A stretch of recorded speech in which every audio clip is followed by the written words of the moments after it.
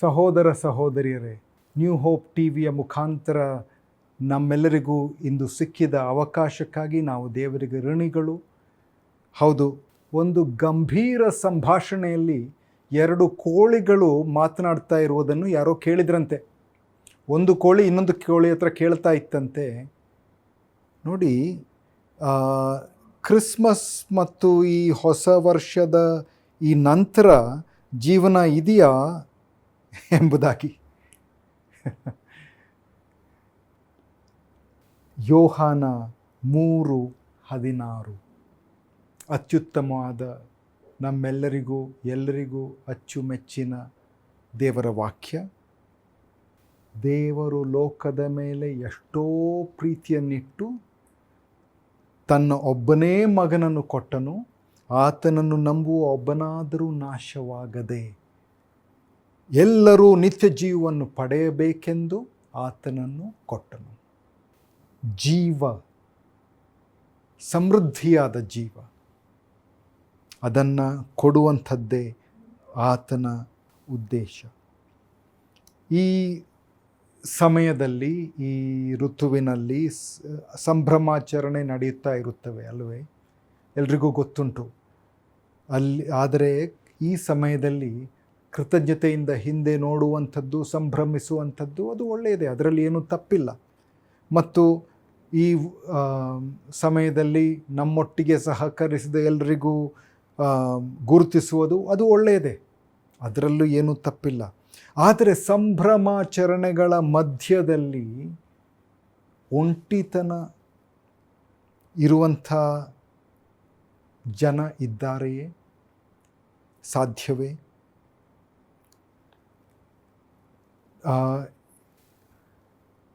2021ನೇ ಇಸವಿಯಲ್ಲಿ ಮೇ ತಿಂಗಳಿನಲ್ಲಿ international journal of environmental research and public health ಎನ್ನುವಂಥ ಮ್ಯಾಗಝಿನ್ನಲ್ಲಿ ಅವರು ಪ್ರಕಟಿಸಿದ ಒಂದು ಅಧ್ಯಯನ ಭಾರತ ದೇಶದಿಂದ. ಅವರು ಹೇಳಿದ್ದೇನೆಂದರೆ, 45 ವರ್ಷಗಳಿಗಿಂತ ಹೆಚ್ಚು ವಯಸ್ಸಿದ್ದವರಲ್ಲಿ ಸಾಧಾರಣ 20.5% ಜನರಿಗೆ ಒಂಟಿತನ, ಮಧ್ಯಮ ಒಂಟಿತನ. ಅವರು ಹೌದು, ನನಗೆ ಒಂಟಿತನ ಇದೆ, ತೊಂದರೆ ಆಗ್ತಾ ಇದೆ ಎಂದು ಹೇಳಿದ್ರಂತೆ. 20.5% ಅಷ್ಟು ಜನ, ಅಂದರೆ 5 ಜನರಲ್ಲಿ ಒಬ್ಬರು. ಮತ್ತು 13.3 ಅಷ್ಟು ಶೇಕಡ 13.3 13.3% ವಯಸ್ಕರು ತೀವ್ರ ಒಂಟಿತನದ ಬಗ್ಗೆ ಮಾತನಾಡಿದ್ರಂತೆ. ಈ ಅಧ್ಯಯನವನ್ನು ಪ್ರಕಟಿಸಿದಾಗ ಎಲ್ಲರೂ ಹೇಳಿದರು, ಅಯ್ಯೋ ಹೌದೇ, ಒಂಟಿತನ ಇಷ್ಟು ಜಾಸ್ತಿಯಾಗಿದೆ ನಮ್ಮ ಸಮಾಜದಲ್ಲಿ ಎಂಬುದಾಗಿ. ನಮಗೆ ಗೊತ್ತಿಲ್ಲದೆ ಇರುವಂಥ ಅನೇಕರು ಒಂಟಿತನವನ್ನು ಅನುಭವಿಸ್ತಾ ಇದ್ದಾರೆ. ಕೆಲವೊಮ್ಮೆ ಜನರ ಗುಂಪುಗಳ ಮಧ್ಯದಲ್ಲಿ, ಸಂಭ್ರಮದ ಮಧ್ಯದಲ್ಲಿ, ಅಥವಾ ದೊಡ್ಡ ಕುಟುಂಬದ ಮಧ್ಯದಲ್ಲಿ ಒಂಟಿತನ ಹೇಗೆ ಸಾಧ್ಯ? ಹೌದು, ಅದು ಸಾಧ್ಯ. ಮಾರ್ಚ್ 2021ರಲ್ಲಿ ಅಧಿಕಾರವನ್ನು ವಹಿಸಿಕೊಂಡ ಡಾಕ್ಟರ್ ವಿವೇಕ್ ಮೂರ್ತಿ ಎನ್ನುವಂಥವರು surgeon general of United States of America, America ದೇಶದ ಸರ್ಜನ್ ಜನರಲ್ ಆಗಿ ಹುದ್ದೆಯನ್ನು ಸ್ವೀಕರಿಸಿದರು 2ನೇ ಬಾರಿ. ಅವರು ಹೇಳಿದ್ದೇನೆಂದರೆ, ಅಮೇರಿಕ ದೇಶದಲ್ಲಿ 2ರಲ್ಲಿ ಒಬ್ಬರಿಗೆ ಒಂಟಿತನ ಮತ್ತು ಬಹಳ ತೀವ್ರ ಒಂಟಿತನ ಇದ್ದರೆ ಅದರಿಂದ ಇರುವಂಥ ಅನಾಹುತ ಮತ್ತು ಆರೋಗ್ಯಕ್ಕೆ ಧಕ್ಕೆ 15 ಸಿಗರೆಟುಗಳನ್ನು ದಿನಪೂರ್ತಿ ನಾವು ಸೇವಿಸಿದರೆ ಎಷ್ಟು ಧಕ್ಕೆ ಆಗುತ್ತದ, ಆತಂಕವಾಗುತ್ತದ, ಅಷ್ಟೇ ಆತಂಕ, ತೊಂದರೆ ಎಂಬುದಾಗಿ. ಅಬ್ಬಾ, ಇಷ್ಟೂ ಇತ್ತೆ ಎಂದು ನಮಗೆ ಅನಿಸುತ್ತದೆ ಅಲ್ಲವೇ? ಆದರೆ ಆಶ್ಚರ್ಯವಿಲ್ಲ, ಈಗ ಒಂಟಿತನ ಹೆಚ್ಚುತ್ತಾ ಇದೆ. ಯಾಕೆ? ಜನರೆಲ್ಲ ಮೊಬೈಲ್ನಲ್ಲಿ ಹಿಡಿದು ಕೂತ್ಕೊಳ್ತಾರೆ. ಮಾತನಾಡಲು, ಒಟ್ಟಿಗೆ ಇರಲು, ಕೆಲಸ ಮಾಡಲು, ಸ್ಥಳಗಳಿಗೆ ಹೋಗಲು ಸಮಯವಿಲ್ಲ. ಪ್ರಕಾಶ್ ವರ್ಮಾ ವೋಡಫೋನಿಗಾಗಿ ಒಂದು ಜಾಹೀರಾತನ್ನು ಪ್ರಕಟಿಸಿದ್ರು. ತಮಗೆಲ್ಲರಿಗೂ ಕೆಲವರಿಗೆ ಜ್ಞಾಪಕ ಇರ್ಬೋದು. ಒಂದು ಚಿಕ್ಕ ನಾಯಿ ಮರಿ, ಪಗ್ ಎನ್ನುವಂಥ ನಾಯಿ ಹುಡುಗನ ಹಿಂದೆ ಎಲ್ಲ ಕಡೆಗೆ ಹೋಗ್ತದೆ, ಅಥವಾ ತನ್ನ ಒಡೆಯನ ಹಿಂದೆ ಎಲ್ಲ ಕಡೆಗೆ ಹೋಗುವಂಥ ಆ ಚಿತ್ರ ಬಹಳ ಜನರಿಗೆ ಬಹಳ ಮೆಚ್ಚುಗೆ ಆಯಿತು.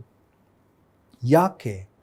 ಚೀಕಾ ಎನ್ನುವಂಥ ಈ ನಾಯಿ ಮರಿಯನ್ನು ಅವರು ಉಪಯೋಗಿಸಿದ್ರು. ಅದನ್ನು ನೋಡಿದಾಗ ಹೌದು ಒಂಟಿತನ ಇದೊಂದು ಭಾಳ ತೊಂದರೆ ಇರುವಂಥದ್ದು, ನಮಗೂ ಬೇಕು ಎನ್ನುವಂಥ ಆಸೆ ಅನೇಕರಿಗೆ. ಇಲ್ಲಿ ಇರುವಂಥ ಚಿತ್ರ ಚೀಕಾ ನಾಯಿಯ ಚಿತ್ರವಲ್ಲ, ಕಾಲಿನ್ ಹಾರ್ನ್ ಅವರು ತೆಗೆದ ಇನ್ನೊಂದು ಚಿತ್ರ. ನೋಡಿ, ಒಂಟಿತನ ಯಾರನ್ನು ಬಿಟ್ಟು ಬಿಡುವಂಥದ್ದಲ್ಲ. ಅದು ವಯಸ್ಕರಿಗೆ ಬರಬಹುದು, ಚಿಕ್ಕ ಮಕ್ಕಳಿಗೂ ಬರಬಹುದು, ಮಧ್ಯ ವಯಸ್ಸಿನಲ್ಲಿರುವವರಿಗೂ ಬರಬಹುದು. ಇದು ಯಾಕೆ ಯಾವಾಗಲೂ ನಮ್ಮೊಟ್ಟಿಗೆ ಇರುವಂಥ ಜಾಹೀರಾತನ್ನು ನೋಡಿದರೆ ನಮಗೆ ಭಾಳ ಸಂತೋಷ. ಯಾಕೆ? It is a romantic idea. ಅಂದರೆ ಅದರಿಂದ ಭಾಳ ಸಂತೋಷ. ಒಂಟಿತನದಿಂದ ಬಳಲುತ್ತಿರುವ ಪೀಳಿಗೆಯಲ್ಲಿ ಇಂಥ ಜಾಹೀರಾತು ನೋಡಿದಾಗ ಭಾಳ ಸಂತೋಷ. ಮತ್ತಾಯ 1ನೇ ಅಧ್ಯಾಯ 23ನೇ ವಾಕ್ಯ. ಮತ್ತಾಯ 1ನೇ ಅಧ್ಯಾಯ 23ನೇ ವಾಕ್ಯ ನಾವು ಓದೋಣ. ಇಗೋ, ಒಬ್ಬ ಕನ್ನಿಕೆಯು ಗರ್ಭಿಣಿಯಾಗಿ ಮಗನನ್ನು ಹಡೆಯುವಳು, ಆತನಿಗೆ ಇಮ್ಯಾನುವೆಲ್ ಎಂದು ಹೆಸರಿಡುವರು ಎಂಬುದು, ದೇವರು ನಮ್ಮ ಕೂಡ ಇದ್ದಾನೆ ಎಂಬುದು ಈ ಹೆಸರಿನ ಅರ್ಥ. ಇಮ್ಯಾನುವೆಲ್, ದೇವರು ನಮ್ಮ ಕೂಡ ಇದ್ದಾನೆ. ಅದು ಕ್ರಿಸ್ಮಸ್ಸಿನ ಸಂದೇಶ. ಸಹೋದರ ಸಹೋದರಿಯರೇ, ದೇವರು ಸ್ವರ್ಗ ಭೂಮ್ಯಾಕಾಶಗಳನ್ನು ಉಂಟು ಮಾಡಿದಾತನು ನಮ್ಮೊಟ್ಟಿಗೆ ಮನುಷ್ಯನಾದನು, ಮನುಷ್ಯಾವತಾರವೆತ್ತಿದನು, ಸೃಷ್ಟಿಕರ್ತನು, ಪರಾತ್ಪರನಾದ ಪರಮಾತ್ಮನು ಮನುಷ್ಯಾವತಾರವನ್ನೆತ್ತಿ ನಮ್ಮೊಟ್ಟಿಗೆ ಜೀವಿಸಿದನು, ನಮ್ಮೊಟ್ಟಿಗೆ ಇದ್ದಾನೆ. ದೇವರು ನಮ್ಮೊಟ್ಟಿಗೆ. ಯೋಹಾನ 1ನೇ ಅಧ್ಯಾಯದಲ್ಲಿ ಏನು ಓದ್ತೇವೆ? ಆದಿಯಲ್ಲಿ ವಾಕ್ಯವಿತ್ತು, ಆ ವಾಕ್ಯವು ದೇವರ ಬಳಿಯಲ್ಲಿತ್ತು, ಆ ವಾಕ್ಯವು ದೇವರಾಗಿತ್ತು. ವಾಕ್ಯವೆಂಬವನು ಆದಿಯಲ್ಲಿ ದೇವರ ಬಳಿಯಲ್ಲಿದ್ದನು, ಆತನ ಮೂಲಕವಾಗಿ ಸಮಸ್ತವೂ ಉಂಟಾಯಿತು. ಉಂಟಾಗಿರುವ ವಸ್ತುಗಳಲ್ಲಿ ಆತನಿಲ್ಲದೆ ಒಂದಾದರೂ ಉಂಟಾಗಿಲ್ಲ. ಆದರೆ 14ನೇ ವಚನ, ಅದೇ ಅಧ್ಯಾಯ 14ನೇ ವಚನ, ವಾಕ್ಯವೆಂಬಾತನು ನರಾವತಾರ ಎತ್ತಿ ನಮ್ಮ ಮಧ್ಯದಲ್ಲಿ ವಾಸ ಮಾಡಿದನು, ನಾವು ಆತನ ಮಹಿಮೆಯನ್ನು ನೋಡಿದ್ದೇವೆ. ಆ ಮಹಿಮೆಯು ತಂದೆಯ ಬಳಿಯಿಂದ ಬಂದ ಒಬ್ಬನೇ ಮಗನಿಗೆ ಇರತಕ್ಕ ಮಹಿಮೆ, ಕೃಪೆಯಿಂದಲೂ ಸತ್ಯದಿಂದಲೂ ತುಂಬಿದವನಾಗಿದ್ದನು. ಹೌದು, ವಾಕ್ಯವೆಂಬಾತನು ನರಾವತಾರವೆತ್ತಿ ನಮ್ಮ ಮಧ್ಯೆ ವಾಸ ಮಾಡಿದನು. ದೇವರು ನಮ್ಮೊಂದಿಗೆ. ಇಮ್ಯಾನುವೆಲ್.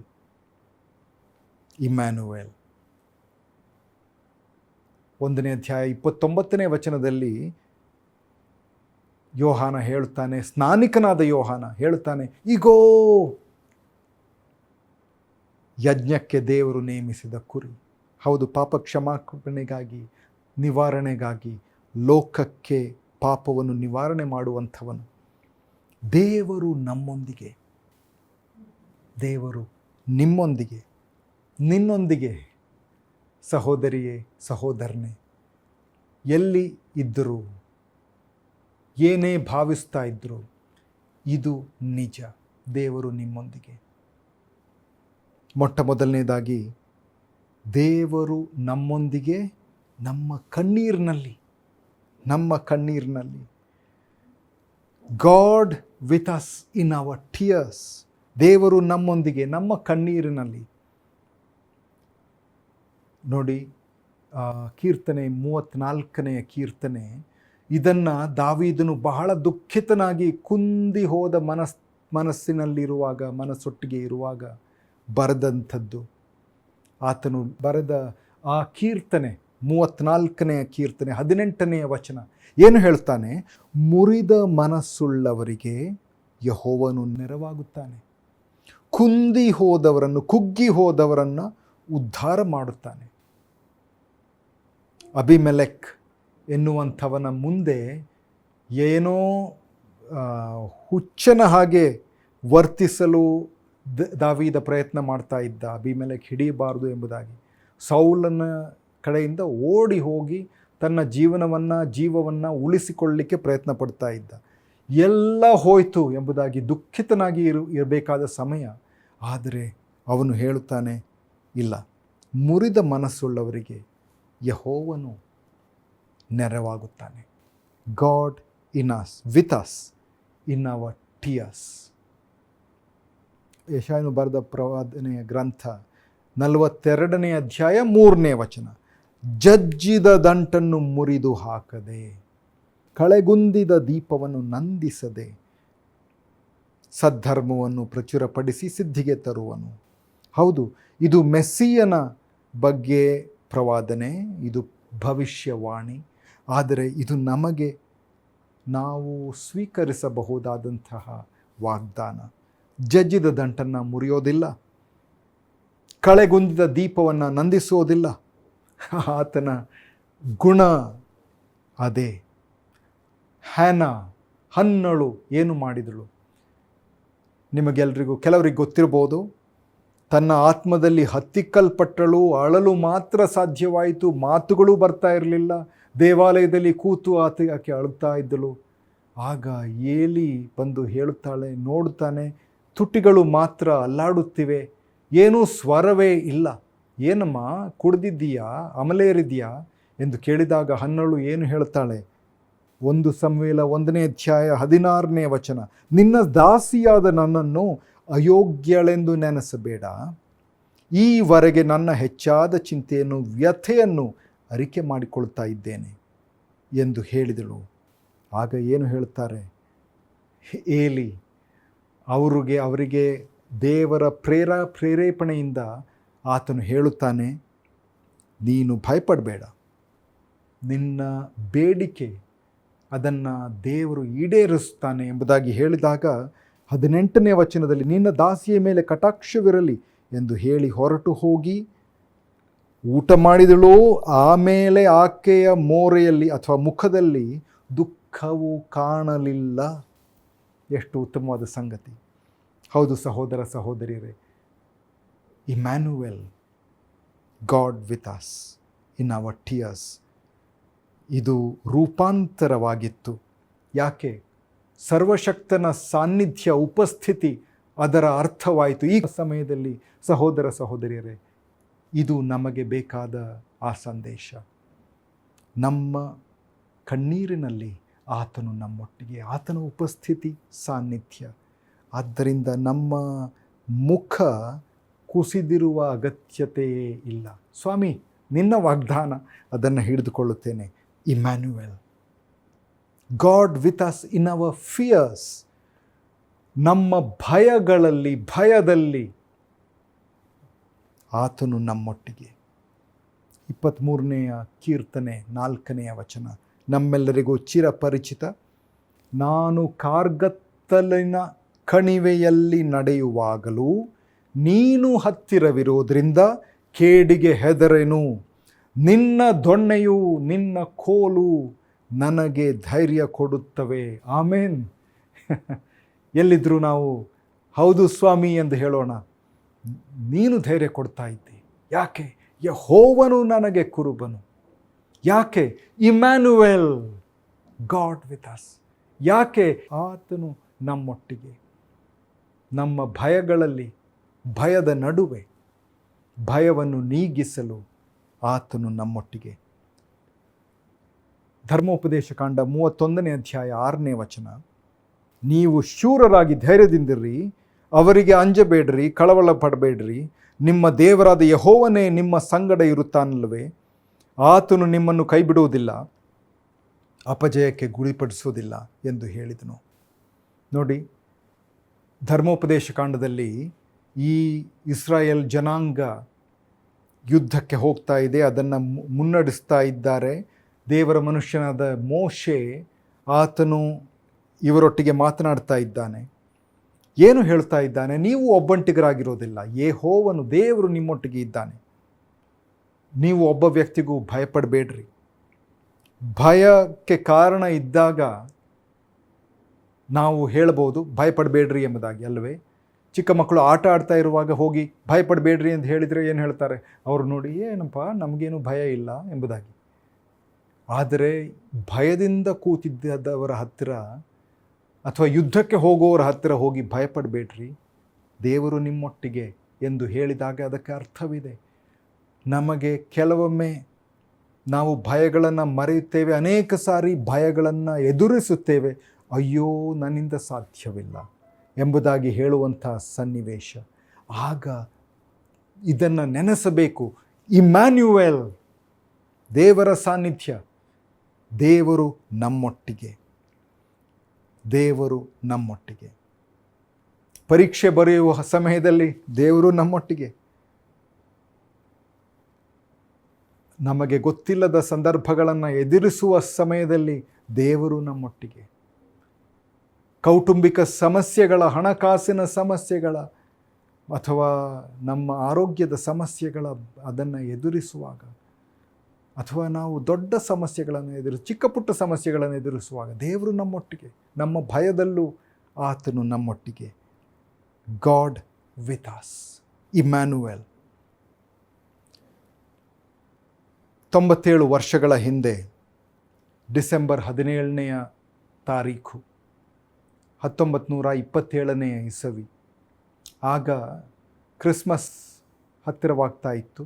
ಜಲಾಂತರ್ಗಾಮಿ USS 4 ಎನ್ನುವಂಥ ಜಲಾಂತರ್ಗಾಮಿ ಅಥವಾ ಸಮುದ್ರಾಂತರ ನಾವೆ ಅಂತ ಹೇಳ್ತಾರಲ್ವೇ, ಸಬ್ಮರೀನ್, ಅದು ಮೇಲಕ್ಕೆ ಬರ್ತಾ ಇತ್ತು. ಬಂದಾಗ ಇನ್ನೊಂದು ಯುದ್ಧ ನೌಕೆ ಬಂದು ಡಿಕ್ಕಿ ಹೊಡೆಯಿತು. ಅವರಲ್ಲಿ ಸಂಭಾಷಣೆ ನಡೆಯಲಿಲ್ಲ, ತಪ್ಪಾಯಿತು, ಡಿಕ್ಕಿ ಹೊಡೆಯಿತು. ಆ ನೌಕೆ ಜಲಾಂತರ್ಗಾಮಿ ಸಬ್ಮರೀನ್ ಅದಕ್ಕೆ ಧಕ್ಕೆಯಾಗಿದ್ದರಿಂದ ಕುಸಿದು ಹೋಯಿತು, ಕೆಳಗೆ ಹೋಯಿತು. ಅಲ್ಲಿ ಸಮುದ್ರ ತಳದಲ್ಲಿ 100 ಮೀಟರ್ ಆಳದಲ್ಲಿ ಅಲ್ಲಾಡಲಾರದೆ ಅವರು ಹೋಗಿ ಅಲ್ಲಿ ಇರಬೇಕಾಯಿತು. ಅನೇಕರು ಸತ್ತು ಹೋದರು. 5 ಜನರು ಮಾತ್ರ ಒಂದು ಕಂಪಾರ್ಟ್ಮೆಂಟ್ನಲ್ಲಿ ಬಂದು ಬಾಗಿಲನ್ನು ಮುಚ್ಚಿ ಅಲ್ಲಿ ಇದ್ದರು. ಆಗ ಒಳಕ್ಕೆ ಹೋದ ಕೆಲವರು ನೌಕಾದಳದ ಕೆಲವರೆಲ್ಲ ಹೋಗಿ ಅವರ ಹತ್ರ ಸಂಭಾಷಣೆ ಮಾಡಿದರು. ಮಾರ್ಸ್ ಕೋಡ್ ಮುಖಾಂತರ ತಟ್ಟಿ ಸಂಭಾಷಣೆ ಮಾಡಿದರು. ಆಗ ಕ್ಯಾಪ್ಟನ್ ಫಿಚ್, ಗ್ರಹಮ್ ಫಿಚ್ ಅವರು ಕೇಳಿದ ಪ್ರಶ್ನೆ, ಮಾರ್ಸ್ ಕೋಡ್ ಮುಖಾಂತರ ಕೇಳಿದ ಪ್ರಶ್ನೆ, ಈಸ್ ದೇರ್ ಎನಿ ಹೋಪ್, ನಿರೀಕ್ಷೆ ಇದೆಯಾ ಎಂಬುದಾಗಿ. ಆಗ ಉತ್ತರ ಬಂತು. ಏನು ಉತ್ತರ? ಹೌದು ಹೌದು, ನಾವು ಎಲ್ಲ ಮಾಡ್ತಾ ಇದ್ದೇವೆ ನಿಮ್ಮನ್ನು ರಕ್ಷಿಸಲಿಕ್ಕೆ ಎಂಬುದಾಗಿ. ಆದರೆ ಅದು ಸಾಧ್ಯವಾಗಲಿಲ್ಲ. ಯಾಕೆ? ಮನುಷ್ಯರು ನಿರೀಕ್ಷೆ ಇಟ್ಕೊಳ್ರಿ, ನಾವು ನೋಡ್ಕೊಳ್ತೇವೆ, ಮಾಡ್ತೇವೆ ಎಂದು ಹೇಳಿದರೂ ಕೆಲವೊಮ್ಮೆ ಸಾಧ್ಯವಾಗೋದಿಲ್ಲ. ಆದರೆ ದೇವರ ಹತ್ರ ಶಕ್ತಿ ಇದೆ. ಆತನು ಇಮ್ಯಾನ್ಯುಯಲ್ ಎಂದು ಹೇಳುವಾಗ ಅದು ಪೊಳ್ಳು ಅಲ್ಲ, ಪೊಳ್ಳಿನ ವಾಗ್ದಾನವಲ್ಲ. ಆ ವಾಗ್ದಾನವನ್ನು ನೀಡಿದಾತನು ನಂಬಿಗಸ್ತನು, ಶಕ್ತನು, ಪ್ರೀತಿಯುಳ್ಳವನು ಮಾತ್ರವಲ್ಲ, ಶಕ್ತನು. ಆದ್ದರಿಂದ ನಮಗೆ ಸಂತಸ ಅಲ್ಲವೇ? ದೇವರು ನಮ್ಮೊಟ್ಟಿಗೆ ಯಾವಾಗ? ನಾವು ಕಾರ್ಯಕ್ಕೆ ಅಸಮಾನರಾಗಿರುವಾಗ, when we are unequal to the task. ದೇವರು ನಮ್ಮೊಟ್ಟಿಗೆ ನಮ್ಮ ಕಣ್ಣೀರಿನಲ್ಲಿ, ದೇವರು ನಮ್ಮೊಟ್ಟಿಗೆ ನಮ್ಮ ಭಯಗಳಲ್ಲಿ, ದೇವರು ನಮ್ಮೊಟ್ಟಿಗೆ ಇಮ್ಯಾನ್ಯುಯಲ್ ಯಾವಾಗ? ನಾವು ಕಾರ್ಯಕ್ಕೆ ಅಸಮಾನರಾಗಿರುವಾಗ. ಫಿಲಿಪಿಯರಿಗೆ ಬರೆದ ಪತ್ರಿಕೆ 2ನೇ ಅಧ್ಯಾಯ 13ನೇ ವಚನ. ಯಾಕೆಂದರೆ ದೇವರೇ ತನ್ನ ಸುಚಿತ್ತವನ್ನು ನೆರವೇರಿಸಬೇಕೆಂದು ನಿಮ್ಮಲ್ಲಿ ಉದ್ದೇಶವನ್ನೂ ಪ್ರಯತ್ನವನ್ನೂ ಉಂಟು ಮಾಡುವಾತನಾಗಿದ್ದಾನೆ. ಆಮೇನ್. ದೇವರೇ, ಸ್ವಾಮಿ ಯೇಸು ಸ್ವಾಮಿಯೇ, ನೀವು ನಮ್ಮೊಟ್ಟಿಗೆ ಇರುವಾಗ ನೀನು ಉದ್ದೇಶವನ್ನೂ ಉಂಟು ಮಾಡುತ್ತಿ, ಪ್ರಯತ್ನವನ್ನು ಉಂಟು ಮಾಡುತ್ತಿ. ಆದ್ದರಿಂದ ಸ್ತೋತ್ರ ಸ್ವಾಮಿ, ಅಷ್ಟೇ ಸಾಕು. ಇನ್ನೊಂದು ವಚನ 2 ಕೊರಿಂಥ 3ನೇ ಅಧ್ಯಾಯ 5ನೇ ವಚನ. ಪೌಲ ಹೇಳ್ತಾ ಇದ್ದಾನೆ, ಸೇಂಟ್ ಪಾಲ್, ನಮ್ಮಿಂದಲೇ ಏನಾದರೂ ಉಂಟಾಯಿತೆಂದು ತೀರ್ಮಾನಿಸಿಕೊಳ್ಳುವುದಕ್ಕೆ ನಮ್ಮಷ್ಟಕ್ಕೆ ನಾವೇ ಸಮರ್ಥರೆಂತಲ್ಲ. ನಮಗಿರುವ ಸಾಮರ್ಥ್ಯವು ದೇವರಿಂದಲೇ ಬಂದದ್ದು. Our competence comes from God. ನಮಗಿರುವ ಸಾಮರ್ಥ್ಯ ದೇವರಿಂದಲೇ ಬಂದದ್ದು. ಆಮೇನ್. ಹೌದು ಸ್ವಾಮಿ, ನಾನು ಅನರ್ಹನು, ನನ್ನಿಂದ ಸಾಧ್ಯವಿಲ್ಲ, ಆದರೆ ನನ್ನ ಸಾಮರ್ಥ್ಯ ನಿನ್ನಿಂದಲೇ ಬಂದದ್ದು. ಯಾಕೆ? ಇಮ್ಯಾನುವೆಲ್, ದೇವರು ನಮ್ಮೊಟ್ಟಿಗೆ. ಸ್ವಾಮಿ ಸ್ತೋತ್ರ, ನೀನು ನನ್ನೊಟ್ಟಿಗೆ. ಸಹೋದರಿಯೇ, ಸಹೋದರನೇ, ಆತನು ನಮ್ಮೊಟ್ಟಿಗೆ. ಆದ್ದರಿಂದ ಈ ಸಾಮರ್ಥ್ಯ ನಿನ್ನಿಂದಲೇ ಬಂತು ಸ್ವಾಮಿ. ಕೀರ್ತನೆ 18ನೇ ಅಧ್ಯಾಯ, ಕೀರ್ತನೆ 18:29.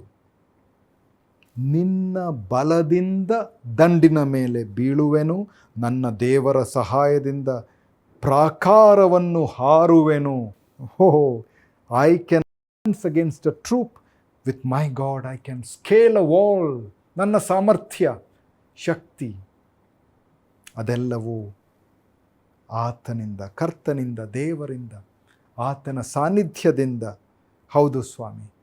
ಕೊನೆಯದಾಗಿ, God with us in our brokenness. ದೇವರು ನಮ್ಮೊಂದಿಗೆ. ಇಮ್ಯಾನುವೆಲ್. ಯಾವಾಗ? ನಮ್ಮ ಒಡೆಯುವಿಕೆಯಲ್ಲಿ ಅಥವಾ ನಮ್ಮ ವಿಚ್ಛಿನ್ನತೆಯಲ್ಲಿ. In our brokenness, God with us, Emmanuel. ದೇವರು ನಮ್ಮೊಟ್ಟಿಗೆ, ನಮ್ಮೊಂದಿಗೆ. ಯೆಶಾಯನ ಪ್ರವಾದನೆ ಗ್ರಂಥ 57ನೇ ಅಧ್ಯಾಯ 15ನೇ ವಚನ.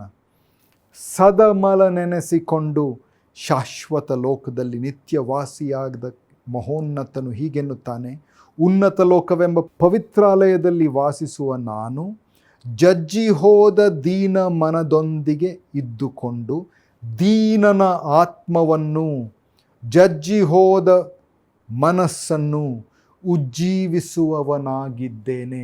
ಎಂಥ ವಾಗ್ದಾನ ಅಂತ ನೋಡಿ. ಹೌದು ಸ್ವಾಮಿ. ಜಜ್ಜಿ ಹೋದ ಆತ್ಮ, ಜಜ್ಜಿ ಹೋದ ಮನಸ್ಸು, ಅವುಗಳನ್ನು ಉಜ್ಜೀವಿಸುವವನು ನೀನೇ. ನಿನ್ನ ಸಾನ್ನಿಧ್ಯ ಸಾಕು ಸ್ವಾಮಿ. ಲೂಕನು ಬರೆದ ಸುವಾರ್ತೆ 4ನೇ ಅಧ್ಯಾಯ 18 ಮತ್ತು 19ನೇ ವಚನಗಳು. ಯೇಸು ಸ್ವಾಮಿ ಈ ಭಾಗವನ್ನು ಓದುತ್ತಾನೆ. ಓದಿದಾಗ ಜನರು ಮೊದಲು ಅದನ್ನು ಅಂಗೀಕರಿಸಿದರು, ಆದರೆ ಅದು ತನ್ನ ಬಗ್ಗೆ ಬರೆದದ್ದು ಎಂದು ಹೇಳಿದಾಗ ಅದನ್ನು ನಿರಾಕರಿಸಿದರು, ಆತನನ್ನು ದೂಡಿಬಿಟ್ರು. ಕರ್ತನ ಆತ್ಮವು ನನ್ನ ಮೇಲಿದೆ, ಆತನು ನನ್ನನ್ನು ಬಡವರಿಗೆ ಶುಭವರ್ತಮಾನವನ್ನು ಸಾರುವುದಕ್ಕೆ ಅಭಿಷೇಕಿಸಿದನು, ಸೆರೆಯವರಿಗೆ ಬಿಡುಗಡೆಯಾಗುವುದನ್ನು, ಕುರುಡರಿಗೆ ಕಣ್ಣು ಬರುವುದನ್ನು ಪ್ರಸಿದ್ಧಿಪಡಿಸುವುದಕ್ಕೂ, ಮನ ಮುರಿದವರಿಗೆ ಬಿಡಿಸಿ ಕಳುಹಿಸುವುದಕ್ಕೂ, ಕರ್ತನು ನೇಮಿಸಿರುವ ಶುಭವರ್ಷವನ್ನು ಪ್ರಚುರಪಡಿಸುವುದಕ್ಕೂ ಆತನು ನನ್ನನ್ನು ಕಳುಹಿಸಿದ್ದಾನೆ.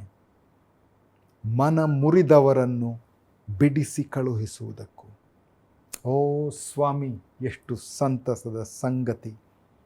ಸೌಮ್ಯತೆ, ಘನತೆ, ಪರಿಪೂರ್ಣ ಸಾಮರಸ್ಯದಲ್ಲಿ ದೇವರಾಗಿರುವ ಮನುಷ್ಯ, ಶಾಶ್ವತತೆಯ ಭಗವಂತ ಮಾನವೀಯತೆಯಲ್ಲಿ ವಾಸಿಸುತ್ತಾನೆ. ನಮ್ರತೆಯಿಂದ ಮಂಡಿಯೂರಿ ನಮ್ಮ ಪಾದಗಳನ್ನು ತೊಳೆಯುತ್ತಾನೆ. ಎಂಥ ರಹಸ್ಯ! ಸೌಮ್ಯತೆ, ಘನತೆ. ಹೌದು, ದೇವರು ನಮ್ಮೊಂದಿಗೆ ನಮ್ಮ ಕಣ್ಣೀರಿನಲ್ಲಿ. God with us in our tears. ದೇವರು ನಮ್ಮೊಂದಿಗೆ ನಮ್ಮ ಭಯಗಳಲ್ಲಿ.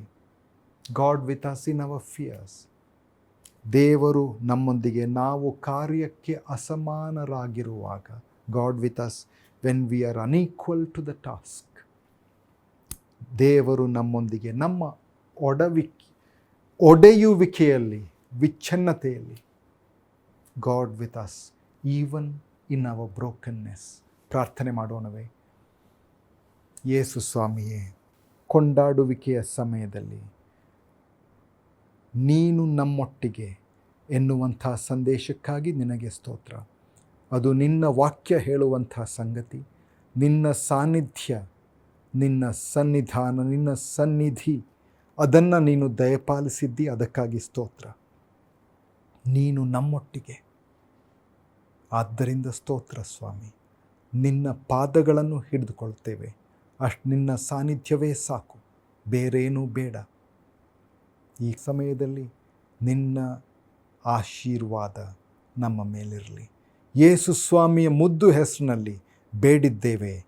ಆಮೇನ್, ಆಮೇನ್. ದೇವರು ನಿಮ್ಮನ್ನು ಆಶೀರ್ವದಿಸಲಿ.